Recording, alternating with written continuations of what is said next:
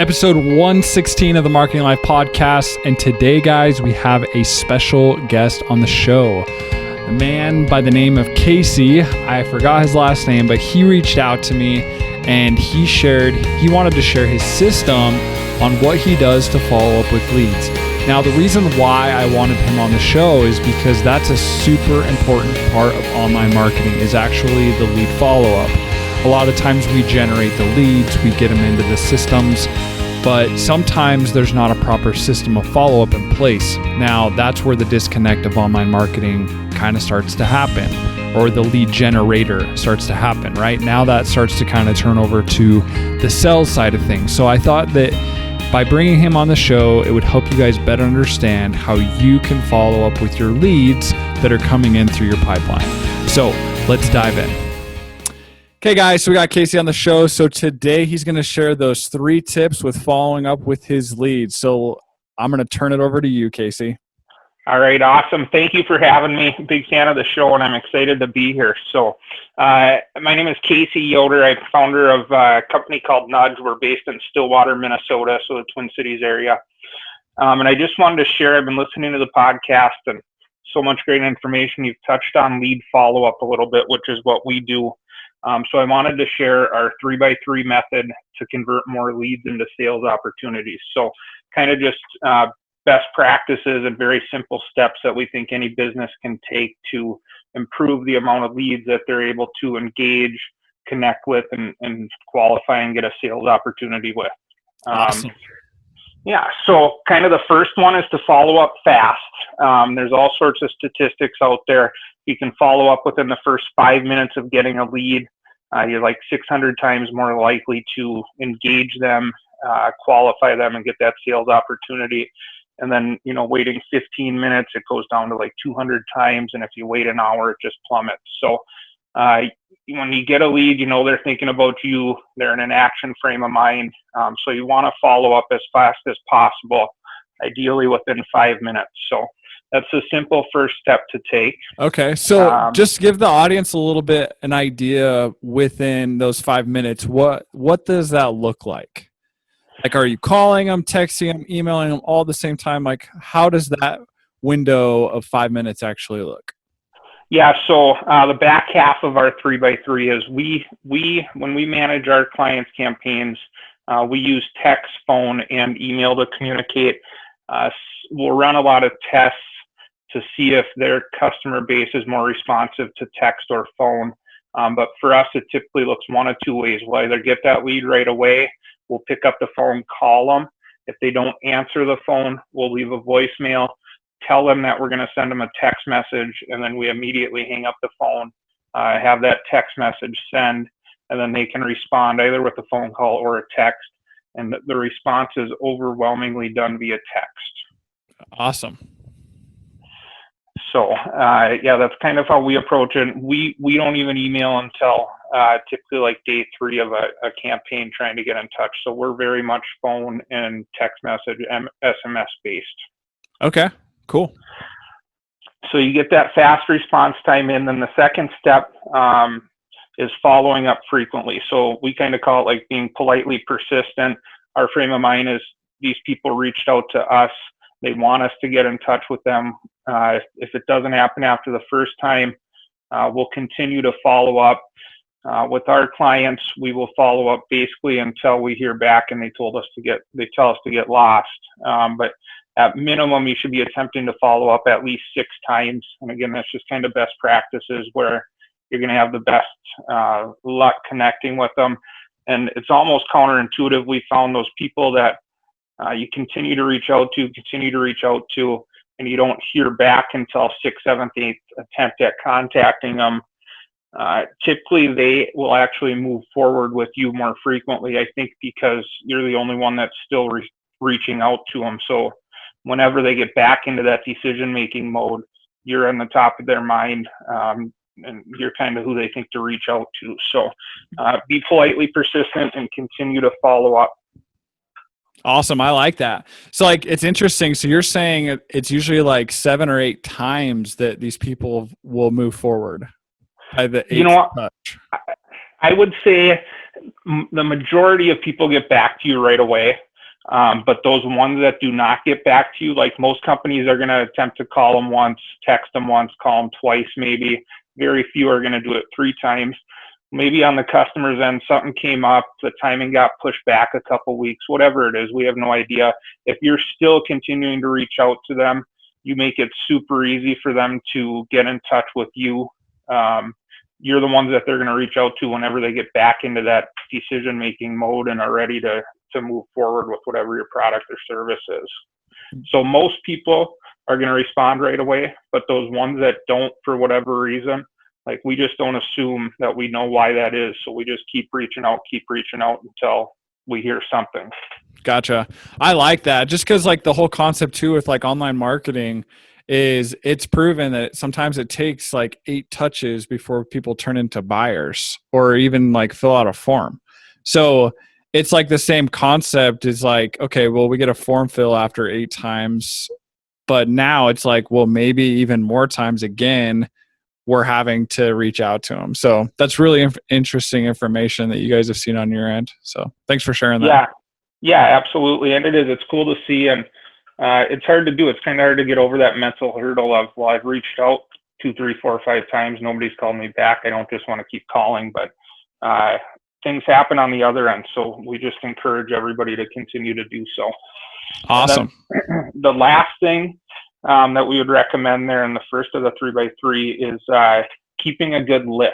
So obviously CRMs are huge. Hopefully your company has one.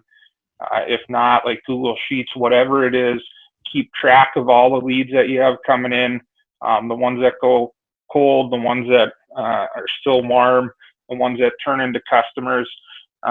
We track, and we recommend companies track as best they can, all the conversations that they have, all the different touch points, and then that can be super valuable down the road. So obviously some leads are going to convert for you. They're going to turn into customers.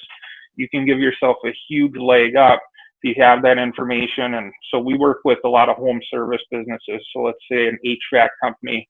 We're in Minnesota, so furnace tune-ups are big in the fall and early winter here. Well, our clients are able to, because they're keeping a good list, have a good database, circle back with the people who did their furnace tune-up a year ago, reach out to them via text, get them to schedule an appointment very easily. So it's really boosted their retention rate and made it very easy to fill out their calendar without spending a ton of money on additional advertising every year. Yeah, that's awesome. Yeah, definitely money's in the list. So especially in those home service industries like that you're talking about. So that's one thing that, I've talked about on this podcast. You have like local listing, like fixed locations and things like that. Then you can, you have companies that are online and they just ship products. And to me, that's one of the huge benefits of like a fixed location is that you can just have a database of people and customers. As long as you're keeping them happy, they're going to keep your business afloat. So I think that's awesome. What you guys are doing is keeping, those lists organized and making sure that, that those customers are happy. And when something goes south or whenever they're ready for an upgrade or whatever, you guys just send out a text. So that's really awesome that you guys are doing that. Yeah, thank you. And we totally agree. And, we've found once you open up that line of communication with people, especially via text, it's so easy and it's kind of on their terms when you go back and forth. But when you've established that communication, you do a good job. And I've heard you touch on it on other episodes. Like, it's way easier to ask and get reviews. It's way easier to ask and get referrals. So when you're able to communicate one-on-one with customers at scale, which text I think is the easiest way to do, it can do a ton of really good things for your business. Awesome. That is awesome. So, and then the second half of that 3x3 is just kind of how we communicate. And text has grown to the top of our list without a doubt. We still will do a lot of calling for our clients. I think part of that is, generational, but I think there's, depending on where the lead comes from, especially the more digital leads, even if you don't ever talk to the person, if you end up leaving them a voicemail, they like to hear a voice, know that it's somebody real on the other end. So that's still powerful. And then We do email as well, and some people just prefer to communicate like that. So if you can keep all three in the mix, we found that to be very beneficial. And then we always recommend, like, if somebody texts you back, well, they prefer to communicate via text, so stay on that text channel. If they email you back, same thing. And if you have to guide it somewhere else, make sure you let them know. Don't just start texting them after you've been emailing them. Gotcha. That makes sense. No, that makes total sense. Makes total sense. So, well, cool, man. Is that like your 3-step process then, as far as everything goes? Yeah. That's what kind of we put out for companies who don't want to use our service for whatever reason.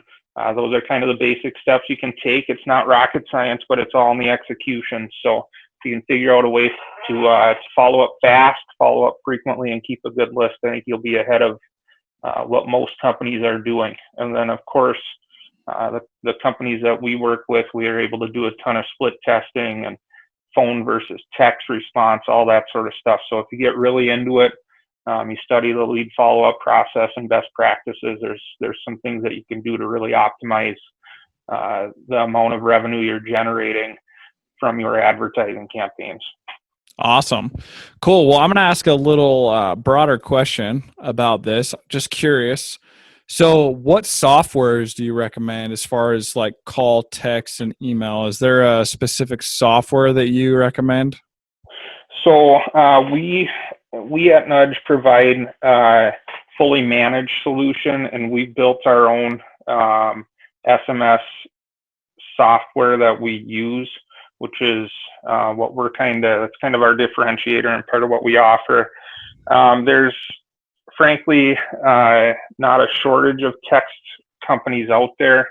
I would say the biggest thing is make sure you find one that you can be interactive with. So two-way texting, not just text service where you can send them out, but you can't get them in and respond.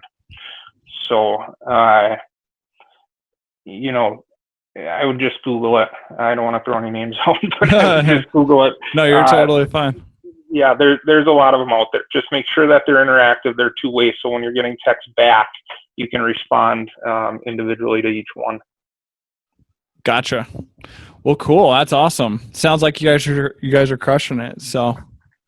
Yeah, and it's good stuff. Really appreciate you having me on. If anybody wants to look at our website, it's just nudgesystem.com. There's some good blogs on there about the lead follow-up process and all that might be able to help somebody out. So appreciate it, and I've learned a ton from you. So thank you for continuing to put the podcast out. I look forward to it every week. Sounds good, man. All I can ask is go leave me a review. Help me keep pushing. So I'm on it. All right. Sounds good, Casey. Well, thanks for your time, and I appreciate you sharing your knowledge and wisdom with us. Yes, sir. Absolutely. And we'll talk again soon. Have a good day, Taylor. Thank you. Sounds good. Thanks. See ya. All right. Peace. So guys, thanks for listening to the show. If you guys have any questions, feel free to reach out to me. If you want more questions about lead follow-up, like Casey said, you guys can reach out to him and ask him questions as well. But guys, realize that it is super important that you have a system to follow up when you generate your leads. Make sure you're texting them, emailing them, calling them, and really have a dialed-in system of the follow-up in place. And this, again, will help your company scale and grow. So thanks, guys, for listening to this show today. And if you guys have any questions, feel free to reach out to me. Other than that, guys, peace.